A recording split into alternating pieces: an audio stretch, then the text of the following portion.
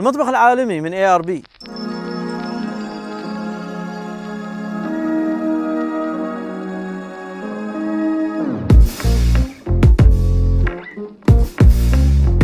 سلايد اوت 15 ثانية، وكل اللي تباه موجود ومتوفر معك خلال فقط 15 ثانية. حلم كل رحال انه يكون مرتب ونظيف ويوصل للعدة اللي المفضلة عنده واللي يستخدمها دائما بعدة ثواني فقط. هذا حلم كل رحال مرتب ويحب النظافة. ميزة المطبخ هذا سواء انت كنت في رحلة وناوي تطبخ وجبة متكاملة، او واقف بس على طريق، او في الدوام working site بناء او غيره، وقررت انك تسوي ذيك الحين وجبة، يا وجبة كاملة متكاملة وتاكل انت واصدقائك او عائلتك، او بغيت فقط تسوي شاي مع بسكوت وناسة. يعتبر هذا المطبخ المثالي، لان مجرد ما تفتحه تتوفر عندك مغسله، بتوفر معك طباخه من 3 شولات عالميه قوتها 2700 كيلو واط كبيره، والصغار 1750 كيلو واط، هذا قوه النار، مع حامي عن السياره واذا حد موجود هناك قاس تقلى حاجه لا يوصل له الزيت، واذا جا هواء ما عندك مشكله لانها مسوايه بطريقه ان هي انزل من الصحن الالومنيوم هذا اللي هي فيه فتحميك عن الريح. ولكن اذا كان هواء قوي وطفى النار اوتوماتيكيا الغاز ينطفي نفس الشيء، رهيبه. او اذا قفلت الكفر مال الطباخه نفس الشيء اوتوماتيكيا الغاز يتسكر، يعني نظام الامان فيها ممتاز جدا. ايضا يعني يكون عندك بنش مكان للطبخ او للتقطيع وتحضير الطعام، متر و25 سنتي، مساحه كبيره، درج صغير تحط فيها سبايسز مالك او اغراضك الخاصه، ومكان تحت تشوله للتعليق تعلق فيها ملاعق معداتك للطبخ يعني، مع درج صغير تحت الطباخه. ايضا على الجنب موجود مغسله، نظامها وايد رهيب. كنت في البدايه انا بنفسي ما فاهم منه، طلعوا لنا هذه المغسله تخزن لك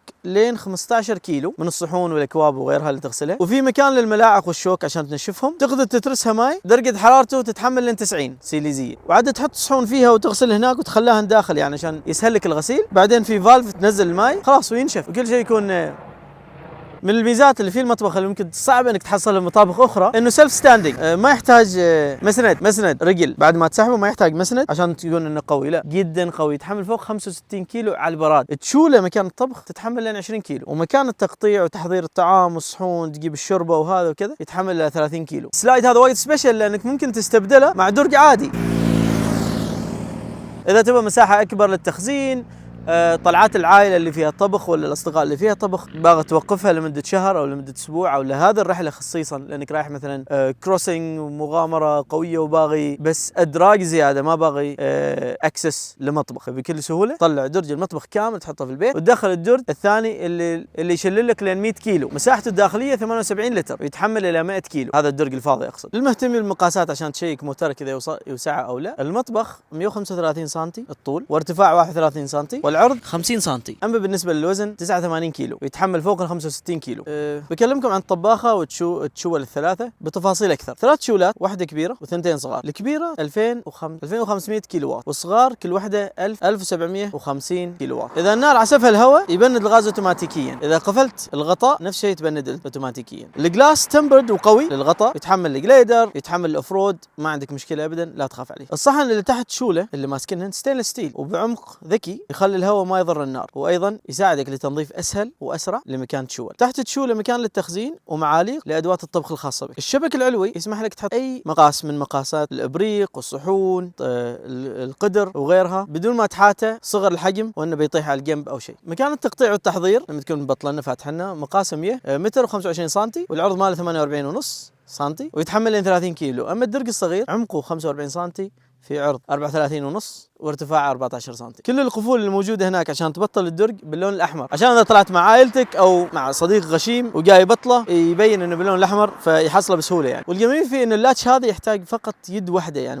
ما يحتاج تسوي بيدين وساحب الدرج باليمين بعدين تفتح الشيء باليسار، فممتاز جدا انه يكون بيد واحده. المغسله الجانبيه مساحتها 12 لتر تتحمل 15 كيلو، وزن المطبخ هذا كامل 89 كيلو. في نهايه الموضوع هذا اريد اقول لكم انه في ادراج كثيره في السوق، لكن هل هذه الادراج تتحمل الطرق الوعره؟ هل تقفل اوتوماتيكيا الغاز للامان والسيفتي لك ولعائلتك ولاصدقائك اللي معك في السياره؟ ايضا هل هذه المطابخ موجوده تقدر تفتحها بدون ما تحط مسند؟ هل ما تتخلخل تنكسر يصير لها شيء؟ هل فيها 3 طباخات بقوه تصل الى 6000 كيلو واط كمجموع؟ هل فيها مغسله محترمه مع درين سيستم؟ هل فيها منفذين لانواع الغاز؟ نادر تحصل كذا.